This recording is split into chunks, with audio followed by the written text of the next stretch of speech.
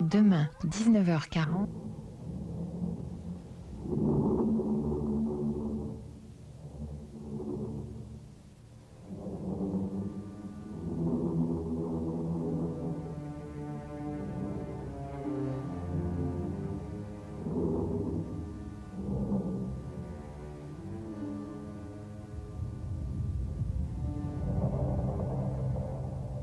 À l'aube du printemps 1944, lorsque l'épreuve finale se profile, les camps adverses se durcissent.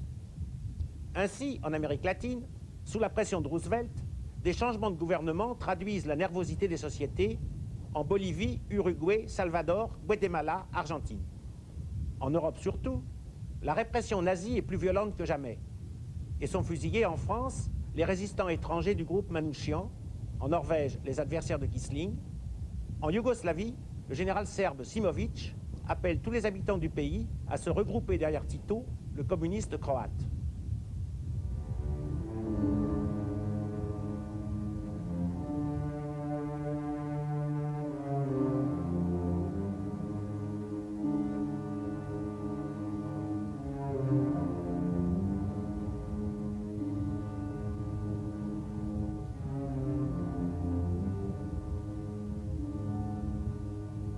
Pour commenter les actualités américaines puis allemandes, nous sommes avec le docteur Gremek, français d'origine croate, qui est là pour au moins 3 raisons.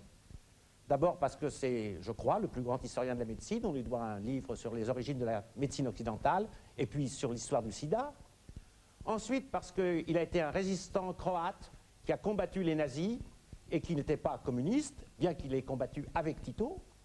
Enfin parce que ces derniers temps, avec des collaborateurs, il a poussé un cri, ce livre qui s'appelle « Le nettoyage ethnique », document historique sur une idéologie serbe, où il met en cause la façon dont nous connaissons l'histoire de la Yougoslavie, des origines à aujourd'hui. Docteur Gremek, pourquoi ce cri? Le but de ce livre est de faire connaître aux Français, mais aussi au public occidental en général, certains documents fondamentaux de l'histoire des Slaves du Sud qui ne sont pas connus. La plupart de ces documents n'ont jamais été traduits. À cause des liens historiques privilégiés entre la France et la Serbie, certains clichés se sont établis. Une de ces idées fausses est de considérer que les Serbes et les Croates étaient les premiers des résistants et le deuxième des collaborationnistes lors de l'occupation du pays pendant la Deuxième Guerre mondiale. Or, la vérité est plus compliquée, il y avait les deux, de deux côtés. S'il y a eu Pavelić, il y a eu aussi les Quisling serbes Nedić, et le mouvement des partisans n'était pas un mouvement exclusivement serbe, mais un mouvement yougoslave qui vraiment comportait toutes les parties. Autrement dit, là vous montrez qu'il y a eu autant de résistants croates contre les nazis qu'il y a eu de collaborateurs serbes avec eux. Et ma foi, c'est effectivement un pavé, non pas dans l'histoire, mais dans la connaissance qu'on a des événements de ce pays, qu'effectivement, on a connu plutôt à partir d'une seule version. On va commenter maintenant cette actualité et vous développerez ces idées lorsque l'occasion se présentera.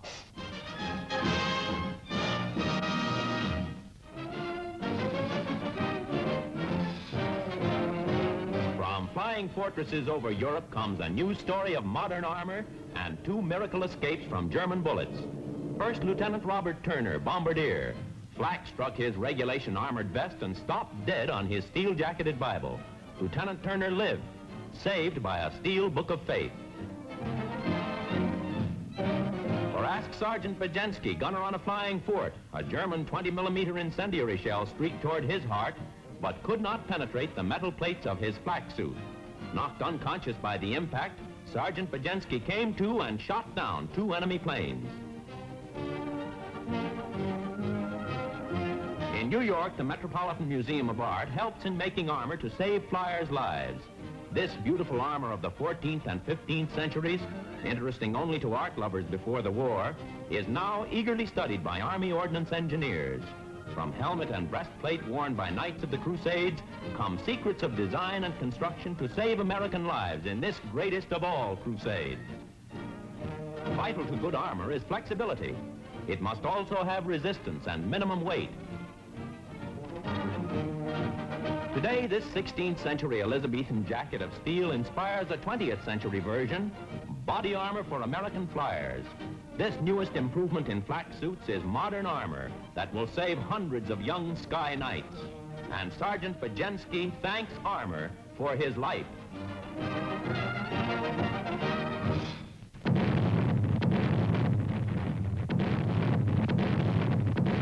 Norway's capital is blasted by explosion. A German ammunition ship blows up in Oslo harbor. 35 are dead. Tens of thousands of windows are shattered as a result of the blast, which was followed by explosions that shook the city for over 24 hours. Firefighting is carried on between jumps into shelters, for Oslo's streets are littered with bombs and shells blown into the Nazi-held city. It was in 1940 that the Germans invaded and occupied Norway. Thousands fled the Nazi terror to continue resistance from England. Destruction of civil rights under the Quisling government has failed to Nazify Norway. The Norwegians have bitterly resisted German rule. Today, many of Oslo's buildings lie in ruin. No saboteur caused the explosion, say the Nazis, but others see in it one more example of Norway's continued resistance.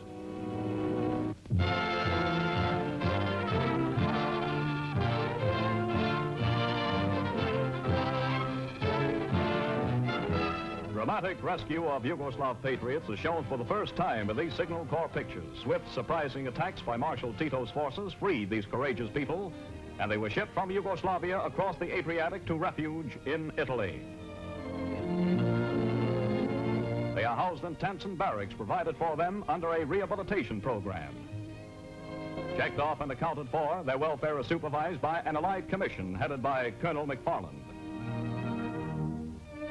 American food, the first wholesome diet these heroic people have had in many months. Passionate patriots, they often burn their homes to cheat the approaching Nazis of vital shelter, living on chunks of raw meat and even grass. Amazing tales of hardship and heroism form the saga of these Yugoslav people, people who Churchill admits are opposing more enemy divisions than face the combined Allied 5th and 8th armies in Italy.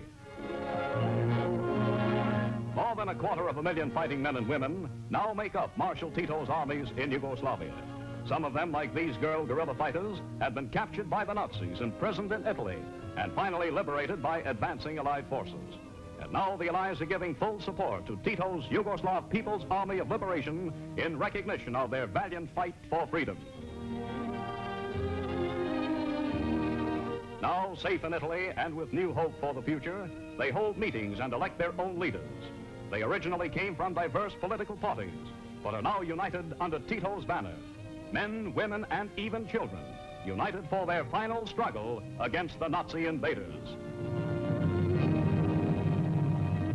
Docteur Gremek, vous avez entendu qu'une fois, deux fois, trois fois, on parle de Tito, les Américains, n'est-ce pas, et auparavant les Anglais, on parlait de Tito, c'est un retournement.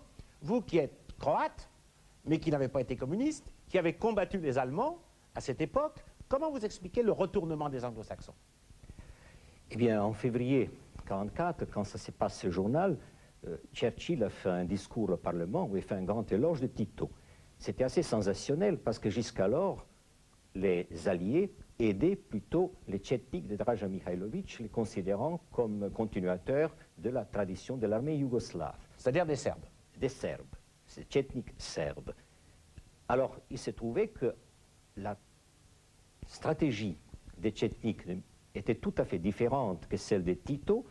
Ils s'imaginaient que le pays va être libéré un jour par les Alliés. Ça dépasse les forces nationales.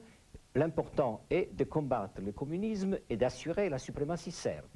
En revanche, le mouvement partisan de Tito était porté par l'idée d'une libération par les forces nationales propres. Si les partisans ont eu d'abord le succès dès 1941 en Serbie, c'était de la fin de la quarantaine déjà terminé parce que l'alliance objective entre les Allemands, les Tchetniks et les milices de Nedić ont fait que les partisans ont dû se retirer. Et de 1942 en 1944, la lutte s'est faite sur le territoire de Bosnie et de la Croatie. D'ailleurs, vous avez vu que dans le film, les gens qui viennent de la Croatie. Il y a eu, comme on a mentionné, 250 000 combattants. Ces 250 000 combattants yougoslaves étaient de 2/3 composés par des Croates catholiques ou bosniaques musulmans.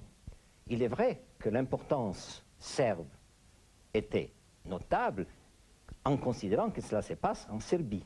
Mais il ne faut pas oublier qu'en même temps, la Serbie était pacifiée.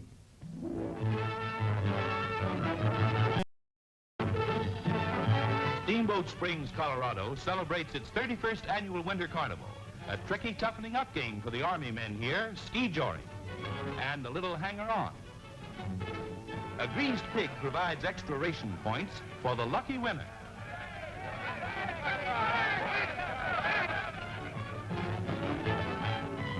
Back to the main show with Sergeant Torger Tokel, national ski champ from nearby Camp Hale. Longest jump of the day, 226 feet, and Tokel is still the champ. And these are the runners-up, or would you say fallers down? But every good ski jump has its quota of spills, and these Husky Army boys can take it.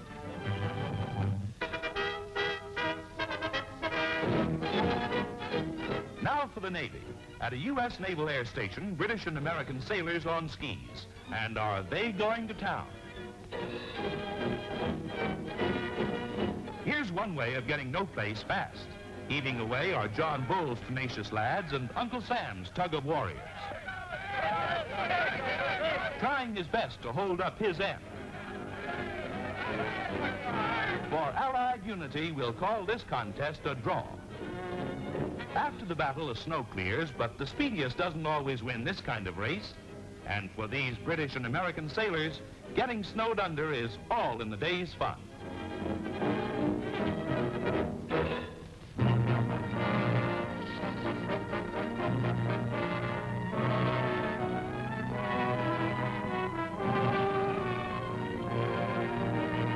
In Winnebago County Jail, 4 teenage honeymooners served 10-day jail sentences for having falsified their ages in their marriage applications. Bride Nancy Kramer, 16, and husband William, 17, a former bellhop. Serving time with them are Dorothy Berg, 16, and husband James, 17. The two couples wish to marry before the boys reach draft age. Their parents are reported to have raised no objection to the marriage. The 10-day jailing for falsification aroused a storm of protest from many adults. But the 4 youngsters took the sentence gamely. Sheriff Kirk S. King says, "This is not much of a place for a honeymoon, but as long as they are here, we will make it as pleasant as possible for them. And I hope in the future that they stay within the law." And the sheriff has made it as pleasant as jail can be. Permitted to share meals, the young newlyweds patiently served the long days and planned for their future together. In these exclusive pictures, Paramount News records the actual courtroom scene as Judge Kohlberg frees the two couples. Watch their spontaneous reactions. "You young people have been in jail for violating the law. This punishment may stop other youngsters from making the same mistake that you did. However, I believe you've learned your lesson. I'm going to reduce your sentences so that you will be released tonight." And now, a happy ending and a hopeful new beginning.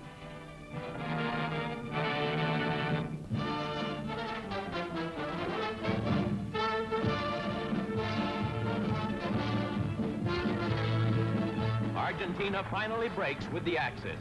These first pictures from Buenos Aires focus new attention on the puzzling situation in the country which has been a principal haven for Axis spy rings in the Western Hemisphere.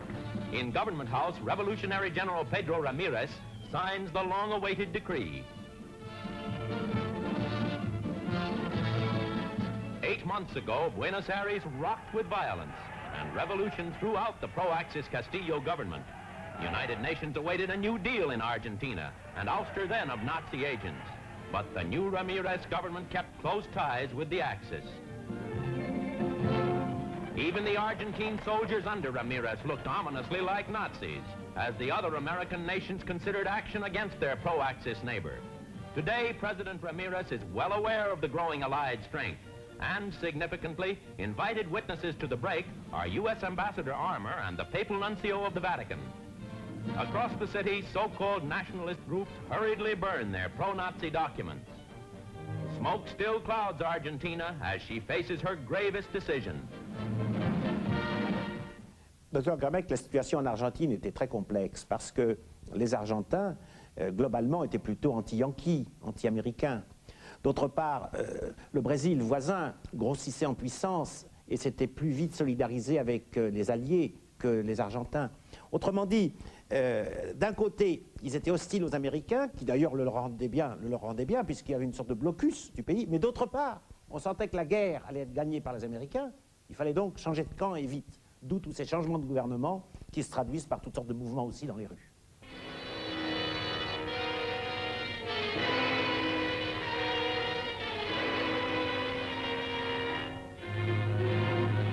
Devastated Naples wins a battle of health.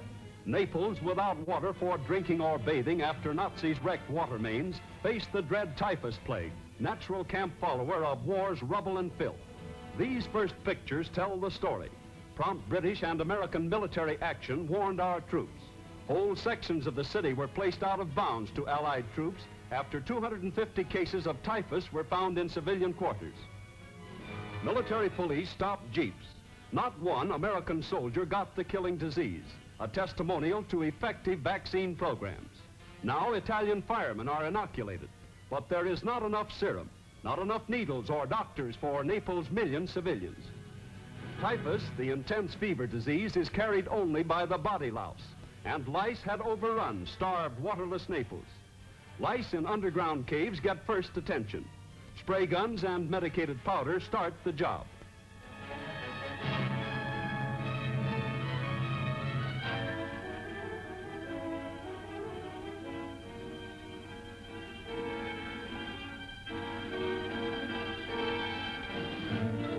Then on Naples streets, mass attack. Hundreds of spray guns, tons of insecticide for heads, for garments long unwashed. American Brigadier General Fox supervises the mass delousing.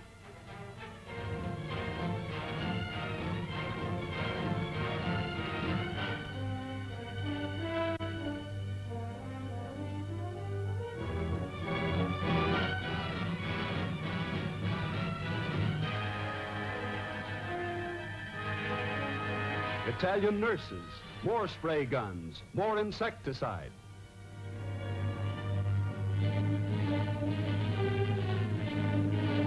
He gets the works, back, front, head, and hat. And Naples once more is safe from typhus, lice, and German vermin.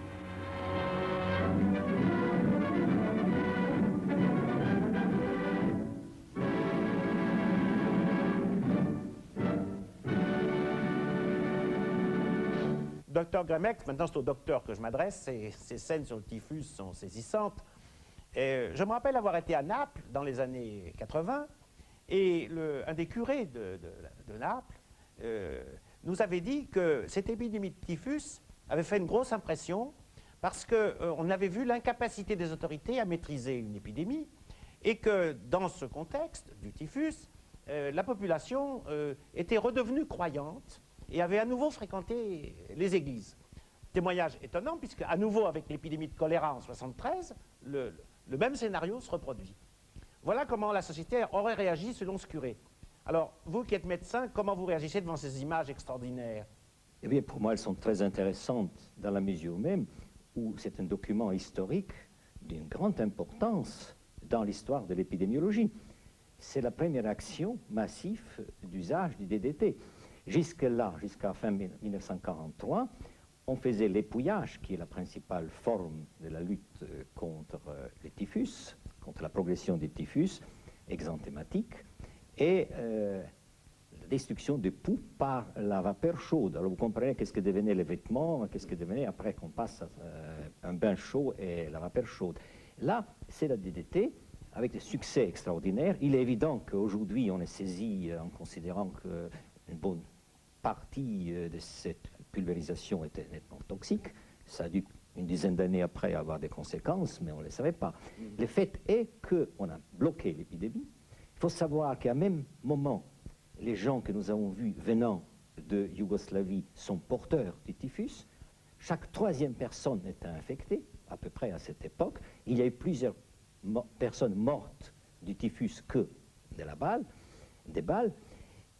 Mais avec DDT, on a bloqué ça. Et remarquez que maintenant, les destructions terribles en Croatie et en Bosnie ne sont pas accompagnées d'éclosion d'épidémies. Comment ça s'explique ce phénomène? Parce que pour la première fois, on utilise de manière vraiment massive les antibiotiques, la vaccination, les médicaments modernes. Autrement dit, la seule bonne nouvelle que vous nous apportez des événements graves actuellement de Yougoslavie, c'est qu'elles ne sont pas accompagnées d'épidémies. Exactement. On a fait pour cela des destructions matérielles beaucoup plus grandes que pendant la Deuxième Guerre mondiale, mais les pertes humaines sont un peu moins à cause des préventions sanitaires. Elles ne sont dues qu'à la guerre proprement dite. Exactement. Et pas à ses séquelles. Oui, et la famine, et donc des situations, le froid, la famine, mais pas aux bactéries.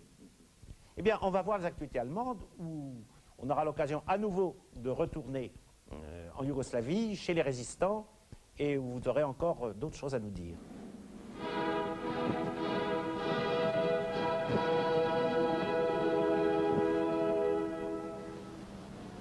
Aus der Wissenschaft.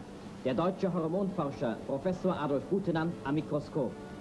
Professor Butenandt ist Direktor des Kaiser-Wilhelm-Instituts für Biochemie und beschäftigt sich mit der Erforschung der Keimdrüsenhormone, jener geheimnisvollen Wirkstoffe im lebenden Organismus. Eine grafische Darstellung der bisherigen Forschungsergebnisse. Tierversuche.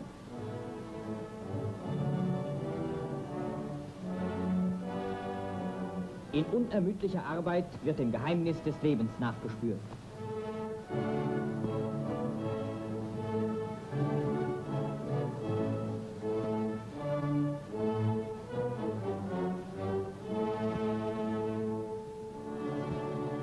Eh bien, il ne pouvait pas mieux choisir. Adolf Butenandt a eu prix Nobel en 1939. Il ne le mentionne pas parce que c'est à ce moment ils sont un peu fâchés avec le comité Nobel. Mais c'est un savant allemand qui était très grand savant, qui a collaboré avec les nazis, mais honnête homme. Et il est resté d'ailleurs directeur de Kaiser Wilhelm Institut après Max Planck Institut jusqu'en 1970. Et il est un exemple de la collaboration de la science allemande pendant la guerre. La continuité existe en Allemagne, elle existe dans d'autres domaines que la science. On le sait bien, et là, vous avez un exemple intéressant. Ce qui est intéressant dans le sujet qui va suivre, où on voit le docteur Goebbels, c'est qu'une des rares fois dans l'histoire, on voit Goebbels glorifier la conquête allemande du point de vue linguistique, c'est-à-dire encourager l'Allemagne à propager la langue allemande à l'Est essentiellement, mais dans le reste de l'Europe, bien sûr. L'Europe de l'Est était un peu le tombeau des langues slaves et les Allemands y ont gagné toujours du terrain. Et c'est à ce moment-là qu'il y a aussi une épuration de la langue allemande. C'est un moment très rare dans l'histoire. Goebbels a fait décréter, par exemple, qu'on devait corriger certaines expressions dans la langue. Par exemple, pour les Japonais, on ne devait pas dire commando suicide, parce que ça, c'est, si j'ose dire, négatif, pessimiste. Il faut dire commando spéciaux. Bon. Puis il a voulu qu'on supprime le mot de socialiste appliqué à des pays autres que l'Allemagne. Donc pour l'URSS, il faut dire pays marxiste. Et puis ça va beaucoup plus loin. Il ne veut plus qu'on dise qu'on appelle le samedi Samstag, n'est-ce pas? Mais Sonnabend. Pourquoi? C'est les deux mots. Vous savez, Samstag c'est plutôt en Allemagne du Sud, Autriche, et Sonnabend c'est plutôt en Allemagne du Nord. Mais ce n'est pas la vraie raison. La vraie raison, c'est que Samstag a une origine un peu complexe et qu'on y retrouve le mot sabbat qui est d'origine juive. Alors il ne faut pas qu'on sache, qu'on croit que l'influence juive a pu indirectement pénétrer la pure langue allemande, et on ne devra plus dire désormais Samstag, ça n'est revenu que depuis 1950 ou 60. C'est quand même assez extraordinaire. In der Universität München Die Senatoren, Mitglieder und Freunde der Deutschen Akademie und die Professoren der Universität wohnen der Amtseinführung des neuen Präsidenten der Deutschen Akademie bei. Reichsminister Dr. Goebbels überreicht Reichsminister Seyß-Inquart die vom Führer unterzeichnete Ernennungsurkunde. Der neue Präsident der Akademie hält seine Antrittsrede. Er ruft die deutschen Gelehrten und Künstler zur Mitarbeit auf. Die Deutsche Akademie ist die Hüterin der deutschen Sprache. Ihre Aufgabe ist die Verbreitung des deutschen Geistes in der Welt. Sie ist das führende große Kulturinstitut der deutschen Nation.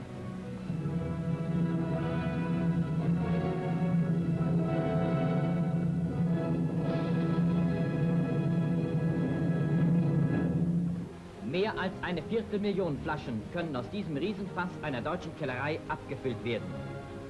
Die hauptsächlich für den Wehrmachtbedarf arbeitende Kellerei beschäftigt zurzeit vorwiegend französische Fachkräfte.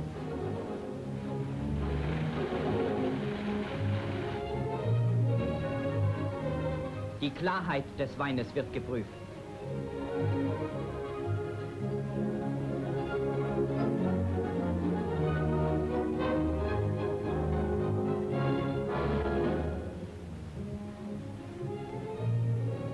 Eine Probe für das Laboratorium.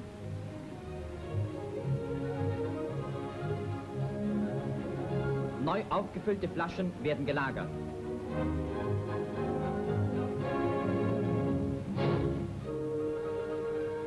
Hier wird Schaumwein versandfertig gemacht.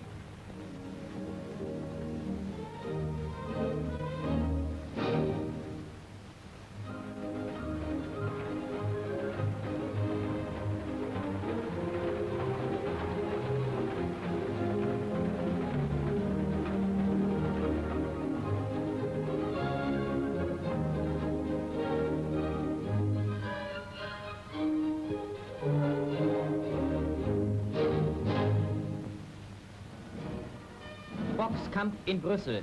Im Ring die beiden Flamen Karel Süß und Van Deuren.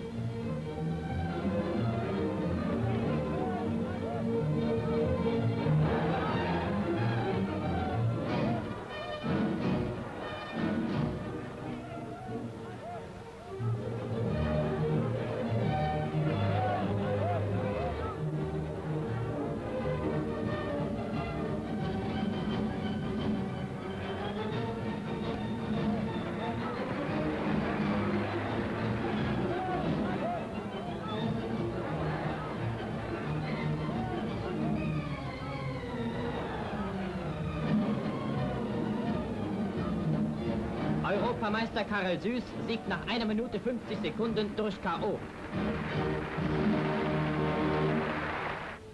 Das Deutsche Filmballett in Berlin findet sich zum täglichen Training ein.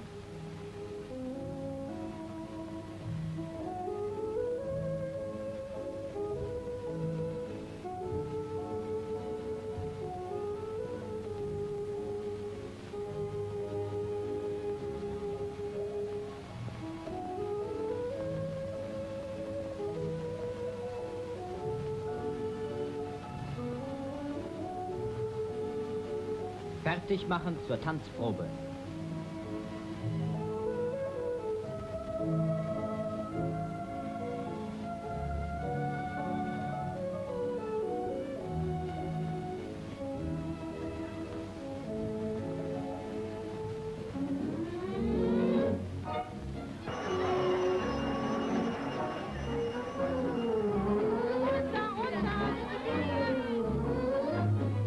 Spitzentanz.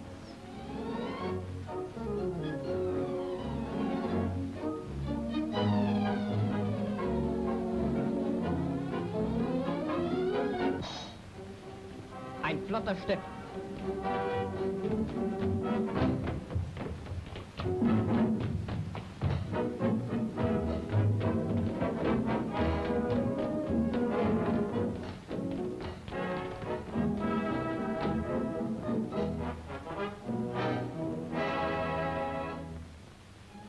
Der königliche Walzer.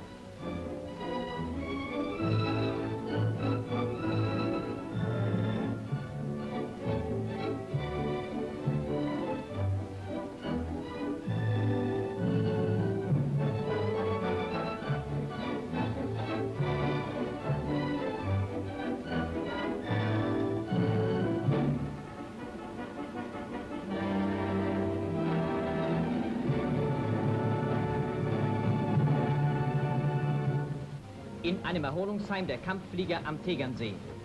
Sie waren in England und Kanada in Gefangenschaft und sind im Verwundetenaustausch zurückgekehrt. Wiedersehen mit dem alten Kommandeur, Oberstleutnant Helbig. General der Kampfflieger Pelz begrüßt seine bewährten Kämpfen.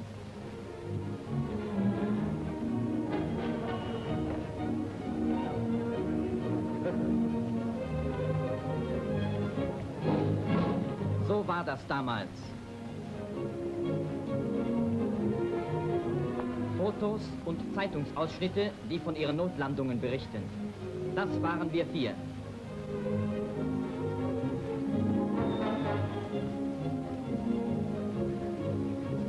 Im Gespräch mit Major Baumbach.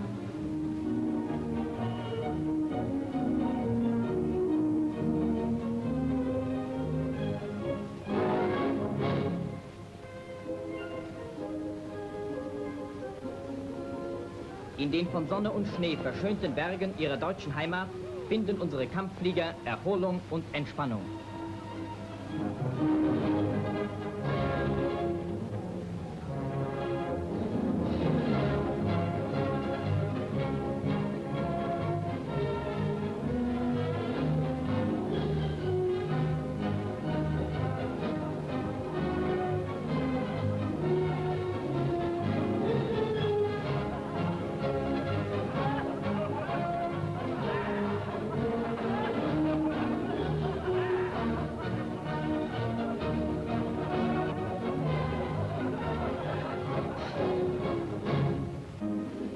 Französische Fischkutter laufen zum Fang aus.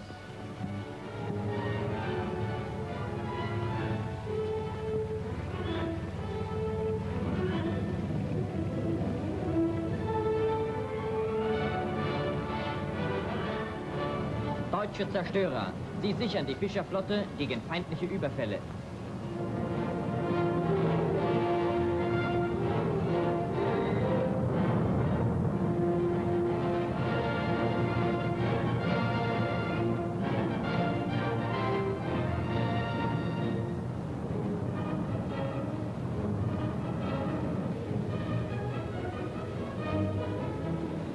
Ein feindliches Flugzeug wird gesichtet.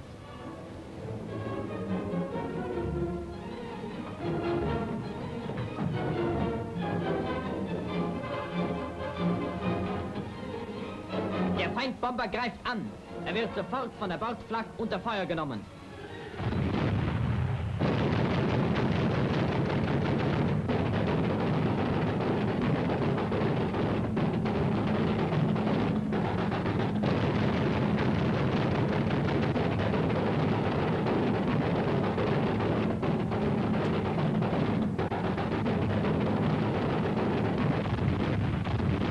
Die Feindmaschine wird zum Abdrehen gezwungen. Die Fischer haben sich nicht stören lassen. Die Heringe werden an Bord ausgenommen und eingesalzen.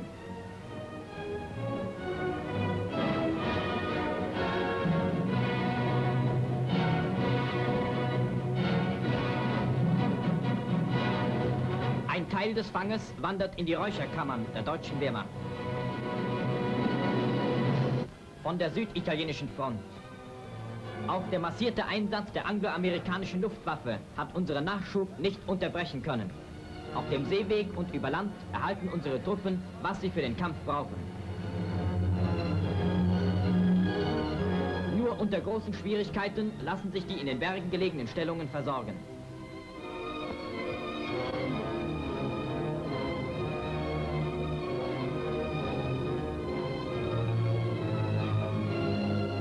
Der Nachschubesel läuft ein.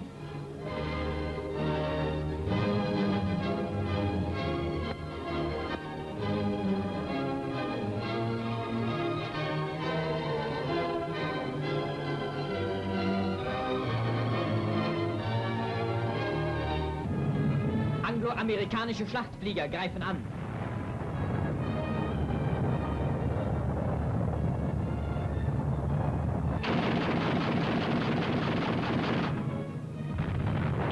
Fallen ihre Bomben.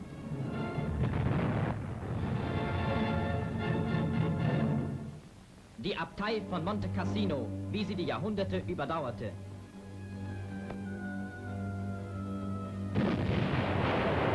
Und nach der Zerstörung durch die angloamerikanischen Luftgangster. Nach dem Bombenangriff legten diese Schänder der europäischen Kultur das Feuer schwerer Artillerie auf die Trümmer der Benediktinerabtei. Das ist geblieben.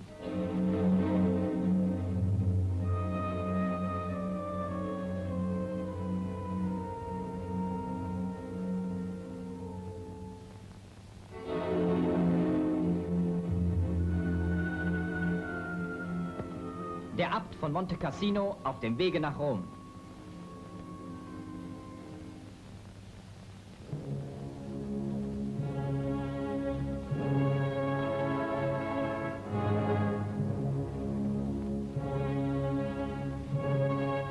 Er dankt dem deutschen Dolmetscheroffizier. Eine weitere Stätte angloamerikanischer Kulturschande ist Castel Gandolfo. Hier im Sommersitz des Papstes, der ebenso wie Monte Cassino von der deutschen Truppenführung als päpstliches Gebiet respektiert wurde, waren über 15.000 italienische Flüchtlinge, vornehmlich Frauen und Kinder, untergebracht. Vernichtung und Massentod waren auch in Castel Gandolfo das Ergebnis des angloamerikanischen Bombereinsatzes. Docteur Gremec, comme croate, quand vous avez résisté aux Allemands, il se trouve que vous étiez en Italie et vous étiez même dans le nord, près de Florence. Vous avez donc vu la République de Salo et, comme témoin, je vous demande comment les Italiens se comportaient-ils vis-à-vis de ce nouveau régime mussolinien? Eh bien, jusqu'à la guerre de Grèce et surtout jusqu'à le déboire de l'armée allemande sur le front de l'Est,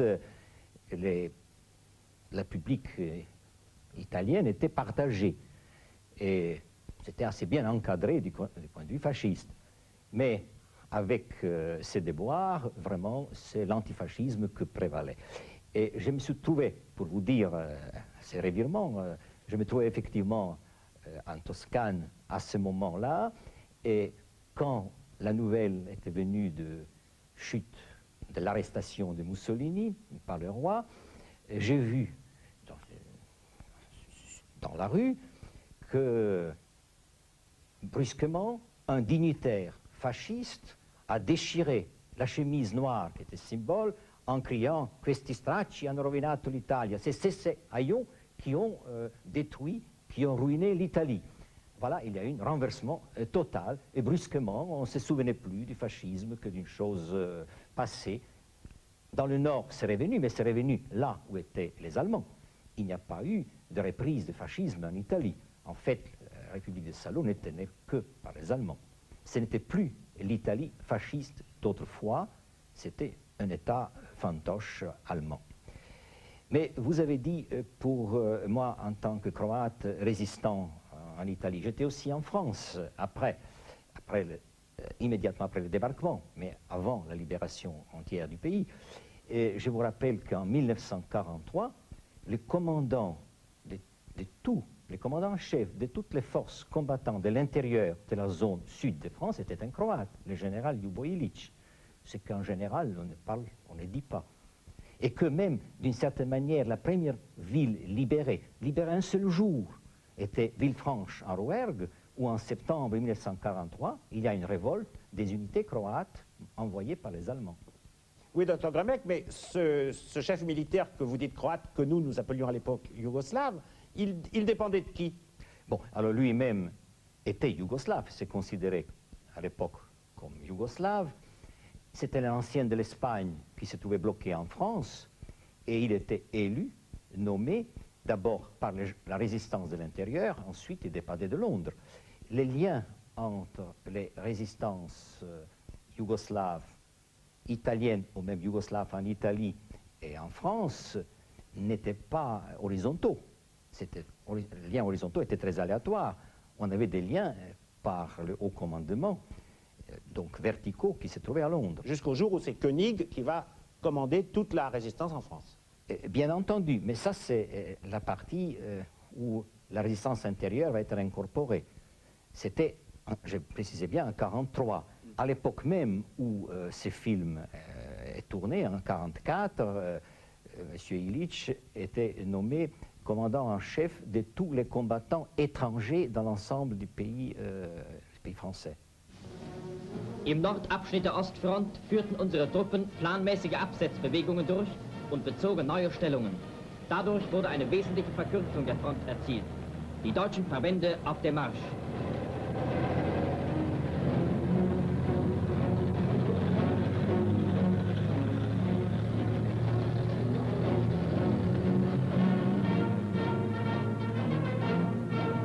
Die Brücken werden gesprengt, sobald die letzten deutschen Soldaten sie überschritten haben. Hier werden Fliegerbomben für die Sprengung bereitgelegt.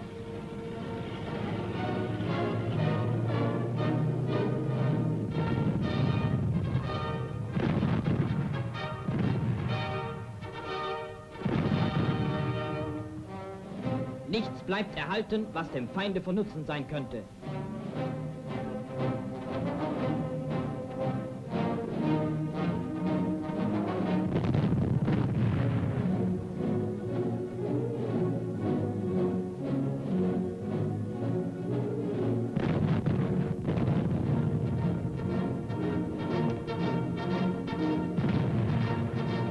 Panzerbesatzung in einer Marschpause.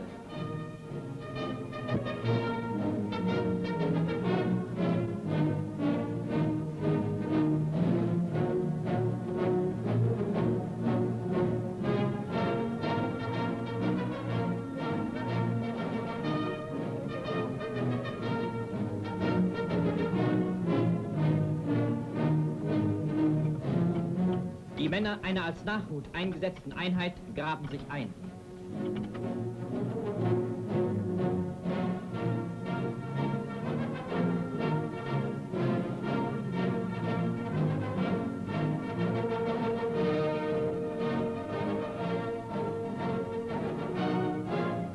Schwere deutsche Panzer vom Typ Panther. Sie gewährleisten einen planmäßigen Ablauf der deutschen Truppenbewegungen.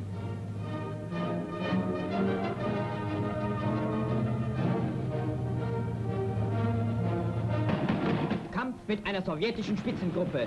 Der Feind wird an der Auffangstelle abgewehrt.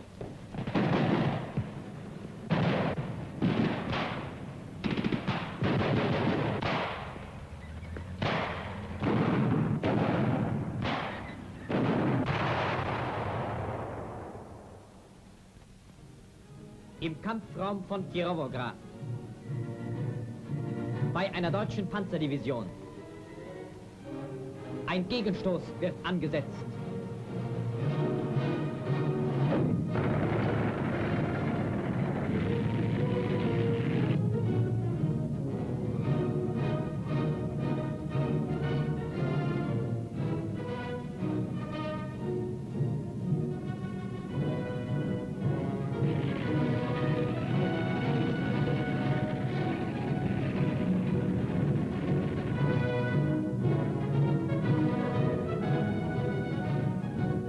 Eine feindliche Gruppe ist abgeschnitten und wird von unseren schweren Waffen unter Feuer genommen.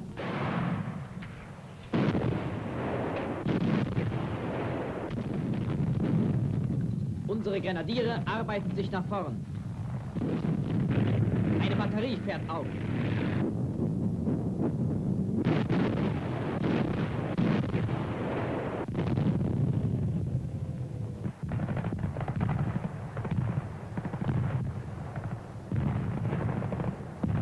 Durch Funkspruch wird Werferfeuer angefordert.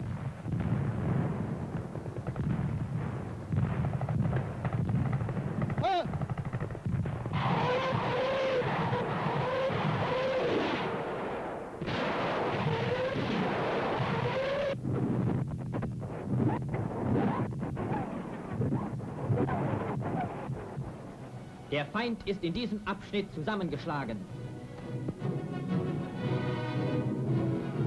Hunderte von Gefangenen werden eingebracht.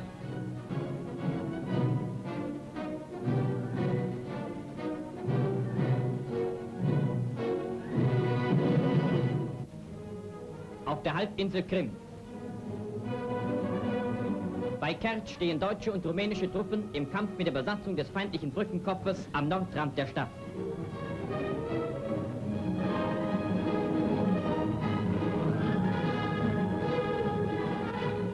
Deutsche Grenadiere in Erwartung des Einsatzbefehls. Rumänische Soldaten rücken in die Kampflinie ein.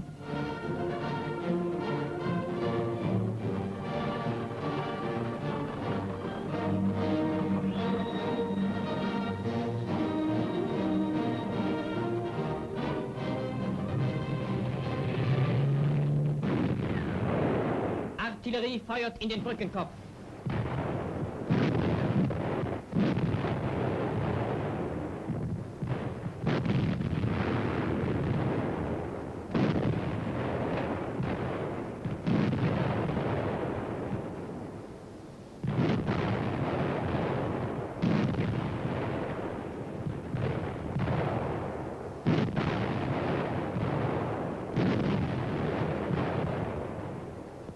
Infanterie macht sich zum Sturm fertig.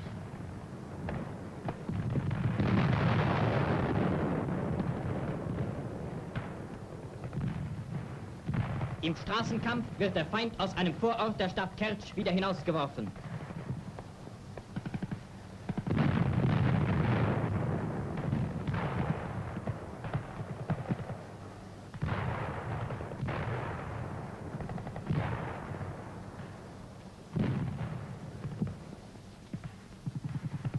Der Träger des Eichenlaubs mit Schwertern, Major Bärenfänger, auf seinem Gefechtsstand.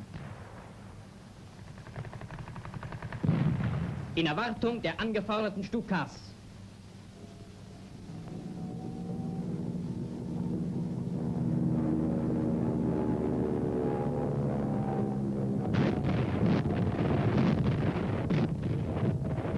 Ihre Bomben fallen in den Brückenkopf.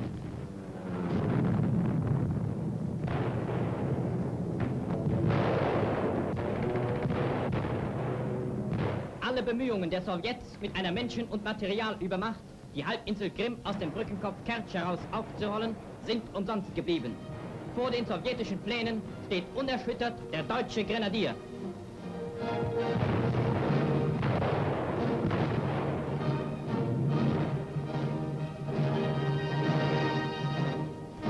Dr Grmek, dans votre livre en collaboration sur le nettoyage ethnique, vous montrez bien que le nettoyage ethnique est une idéologie serbe et que ce n'est pas seulement le regroupement des populations comme on l'a fait souvent en Europe centrale de 1900 à 1960. Mais j'ai quand même envie de vous poser une question parce que vous retournez complètement l'opinion qu'on avait en Occident où c'était plutôt il y avait une serbophilie, je dirais, et une méfiance vis-à-vis des Croates à cause d'Ante Pavelić, de la guerre, etc. Alors la question que je vous pose, c'est que depuis, nous sommes en 1994, depuis que la guerre a lieu en Yougoslavie, depuis 2, 3, 4 ans, au départ, les Serbes ont commis beaucoup de crimes, mais depuis quelque temps, les Croates, on a vu, en ont commis aussi en Bosnie. Alors, est-ce qu'il n'y a pas une similitude? Oui, avant, on insistait sur asymétrie des Serbes et des Croates. Maintenant, on veut établir une symétrie. La guerre actuelle, en Croatie et en Bosnie, parce que la guerre en Croatie n'est pas terminée, est une guerre de conquête. C'est une guerre menée par un groupe des Serbes au pouvoir, des communistes, qui ne pouvaient rester au pouvoir après la chute de l'idéologie qu'en s'appuyant sur les idéaux nationalistes. Ils mènent une guerre de conquête. Et cette conquête n'est pas une conquête des territoires au sens habituel, où on soumet les populations, mais où on extermine, où on chasse les populations. C'est une véritable, non pas génocide, c'est vraiment un mémoricide. On veut tuer la mémoire historique sur ces territoires. Alors, la Serbie ayant en Bosnie réalisé ces projets, la communauté internationale a plus ou moins fait savoir directement et indirectement aux deux combattants, les Croates et les musulmans, que ce qu'ils tiendront sur le terrain, eh bien, ça leur appartiendra. Je suis désolé, profondément choqué par certains crimes qui ont été faits du côté croate. Mais il est vrai que c'est le résultat d'une situation tragique qui était déclenchée par cette guerre de conquête serbe. Autrement dit, les Serbes ont aussi abandonné l'idée de récupérer la Yougoslavie dans son ensemble pour se rallier à une idée plus ancienne qui était la Grande Serbie. Tout à fait. Tout à fait. Et cette guerre actuelle n'est pas une continuation de la Deuxième Guerre mondiale, comme on veut nous faire croire, mais notre livre montre que c'est la continuation de guerres balkaniques. C'est le retour à l'idée de la Grande Serbie. C'est pourquoi les Serbes ne veulent pas la Slovénie, ne veulent pas une petite partie de la Croatie, mais ils veulent la Slavonie, ils veulent la Dalmatie et bien entendu toute la Bosnie. Et ils ne s'arrêteront pas, ce gouvernement ne s'arrêtera pas avant de réaliser cela, ou avant d'être d'une manière ou l'autre renversé. Autrement dit, si on veut tirer la morale de cette histoire, le passé, c'est-à-dire la guerre de 14, n'est pas terminé d'une certaine façon, et l'histoire ne tourne pas les pages. Des vieux problèmes reviennent. C'est la guerre de 1912 qui n'est pas terminée. Ce sont les guerres balkaniques qui ne sont pas terminées, et non pas la Première Guerre mondiale. C'est ça, les guerres balkaniques reviennent, et Tout à fait. contrairement à ce qu'on croit généralement dans le public, l'histoire ne tourne jamais la page. 2 fois, il y a eu un essai de yougoslavisme. Les premiers étaient... Il y a